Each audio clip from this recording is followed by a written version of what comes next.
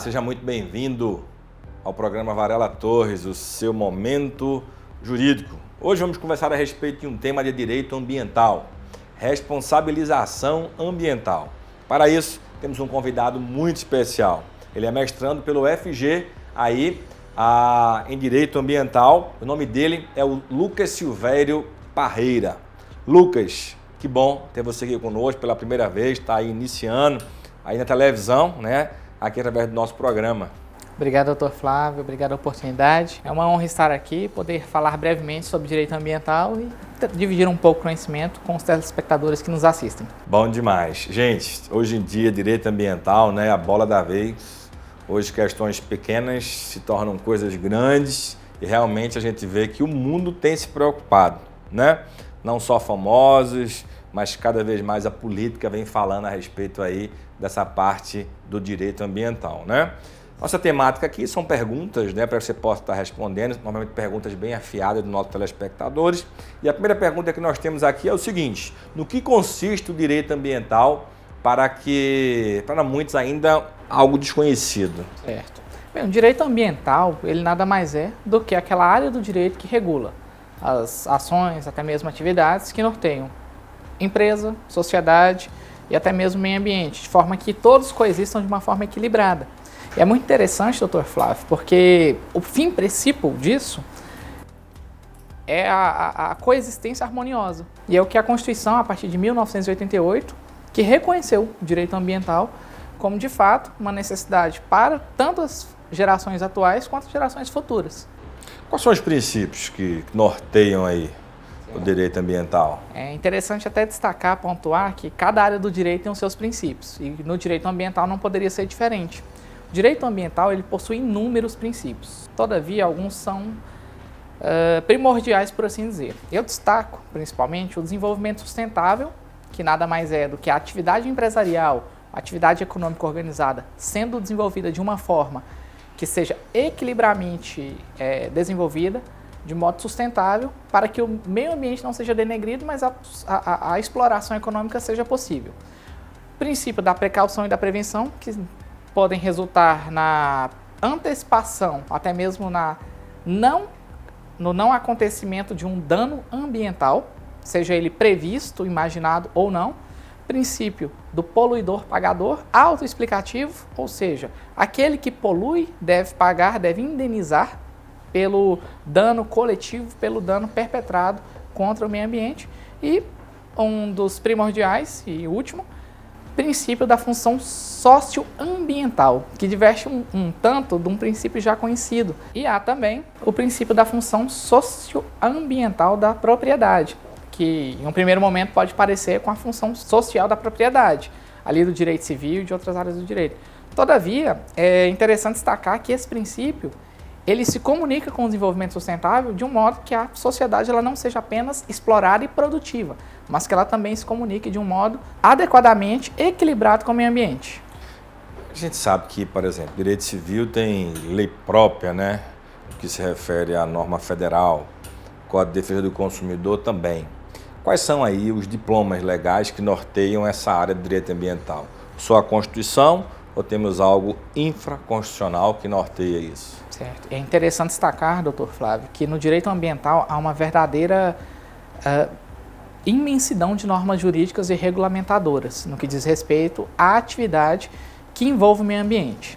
Para cada área de atuação empresarial, exemplo, mineração, agropecuária, silvicultura, qualquer dessas áreas há uma legislação específica. Contudo, as primordiais, para além da Constituição, né, que decorre ali do seu artigo 225, que, enfim, reconheceu o direito ambiental como um bem, um patrimônio público a ser protegido, há inúmeros diplomas. Política Nacional de Recursos Hídricos, Código Florestal, as resoluções do CONAMA, há também Código de Mineração e suas resoluções e normas correlatas, ficam adstritas tão somente a esses diplomas. Como eu destaquei anteriormente, o meio ambiente equilibrado tende a ser dever de todos. Então há uma hierarquização, entre aspas, de normas, no sentido que há normas da União, há normas dos estados e normas dos municípios, com um fim primordial, qual seja manter o meio ambiente equilibrado. Muito bom, hein? Muito interessante. Confesso que eu acho que todo mundo que estava nos assistindo de casa, a não ser que seja da área do direito, né? Ele não tinha noção dessa dimensão e amplitude dessa área aí normativa, tá? Vamos aqui a um breve intervalo e até já já.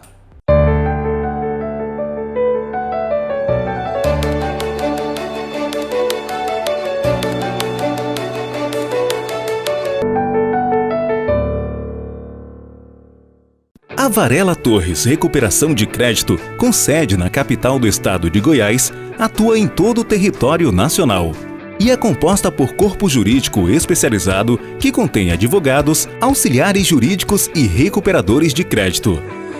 A equipe é apta a realizar negociações de casos de diversos níveis de complexidade, tanto em âmbito judicial quanto extrajudicial. Sua empresa ou condomínio sem inadimplência de recebíveis.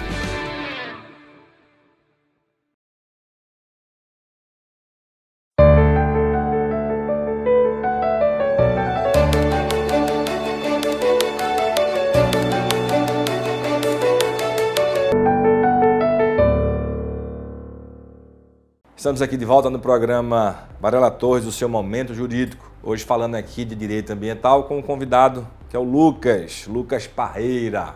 Doutor Lucas, pergunta aqui do telespectador. Qual a importância da observância aos procedimentos regulatórios prévios ao licenciamento ambiental de empreendimentos? Doutor Flávio, pergunta interessantíssima. Destaco e explico por quê. Toda atividade que ela é potencialmente causadora de poluição, degradação ao meio ambiente ou até mesmo que explore recursos naturais é passível de um licenciamento, uma regulamentação, ou seja, para desenvolvimento, para exploração de uma atividade que tem repercussão ambiental, deve haver uma anuência estatal. Destaco, o meio ambiente equilibramente considerado, ele é dever de todos. E por ser assim, há uma interferência estatal no que diz respeito à sua exploração. Por esse motivo, destaco a importância de uma observância à vasta normativa já existente, inclusive no que diz respeito ao aspecto preventivo. O licenciamento ambiental no Brasil, como eu observei, como conversamos aqui anteriormente, há uma discrepância em relação a cada área. Todavia, segue um caminho similar. Há a exigência de uma licença de instalação, uma licença prévia, que é anterior a essa, e uma licença de operação. Todas essas com seus ritos próprios, as quais exigem uma observância por parte do preponente e é bom destacar que aquele que obtém a licença ele não está livre de qualquer sanção, pelo contrário.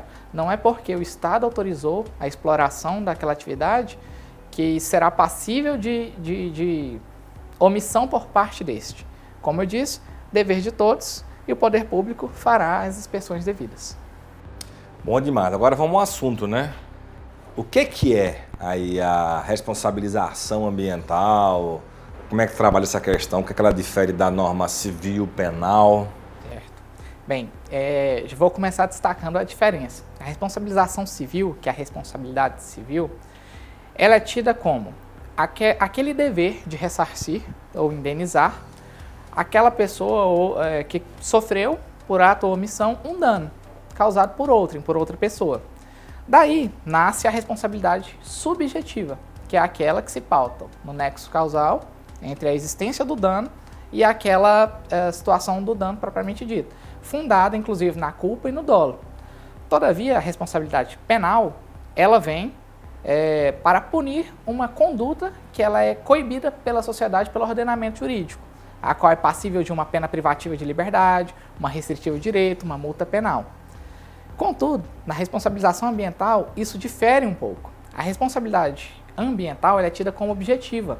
Ela não exige a culpa ou o dolo. Pelo contrário, basta tão somente determinar a existência do dano e o nexo causal entre a conduta do agente que causou aquele dano e o dano efetivamente praticado, para que aquela pessoa seja responsabilizada a colocar o meio ambiente como ele estava, o status quo, que é dito no direito. Tá, então a empresa, pessoa jurídica, ela comete esse ilícito. Vai ficar restrito à pessoa jurídica ou pode também respingar na pessoa física, nos sócios? Sim. Pergunta importante. Há sim uma possibilidade do sócio responder. Na verdade, a própria legislação brasileira estabelece que na hipótese de dano ambiental, onde a empresa não suporta ou há uma dilapidação do próprio patrimônio para se esquivar daquela obrigação decorrente do dano perpetrado ao meio ambiente, inclusive à coletividade que, enfim, compõe o meio ambiente, os sócios responderão à medida da sua culpabilidade nos moldes da empresa. Inclusive, não ficarão livres da responsabilização penal e administrativa. Essas penalidades da prisão também ou só multa? Acontece a pena privativa de liberdade, inclusive, doutor Flávio. Olha só, interessante, hein? São severos os então, riscos. Na prática, vai lá um fiscal. Qual é esse órgão que fiscaliza? Certo. Doutor Flávio, varia de empreendimento para empreendimento. Vamos pegar, por exemplo, a atividade mineral. A atividade mineral ela costuma ser regulamentada e fiscalizada pela ANM, que é a Agência Nacional de Mineração, onde um fiscal vai até a área de mineração e faz a fiscalização. Todavia, como eu disse, é dever de todos. O Estado, por meio das suas secretarias estaduais de meio ambiente, recursos hídricos, ou até mesmo agências municipais, podem ir até a localidade e autuar aquele que ataca o meio ambiente. Bom demais. E como é que você avalia aí todo esse cenário, a necessidade de uma assessoria na área ambiental? Doutor Flávio, necessário. Hoje observamos que há uma imensa normativa, seja regulamentar e até mesmo legal, de diplomas, de resoluções, de portarias de diversos órgãos. E sem uma atuação profissional preventiva nesse sentido, o contribuinte ou aquela pessoa que desenvolve a atividade empresária pode ficar um pouco confusa e acaba incorrendo em uma infração ambiental sem ao mesmo saber.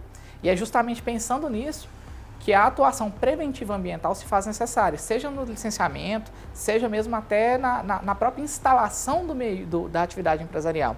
Tem muitas atividades que são vistas como dispensáveis, não há necessidade de um licenciamento, não há necessidade de uma atuação preventiva, mas isso é um erro. Qualquer atividade potencialmente poluidora, ou seja, qualquer atividade que influencie significativamente no meio, pode ser passível de fiscalização. E daí a necessidade da prevenção.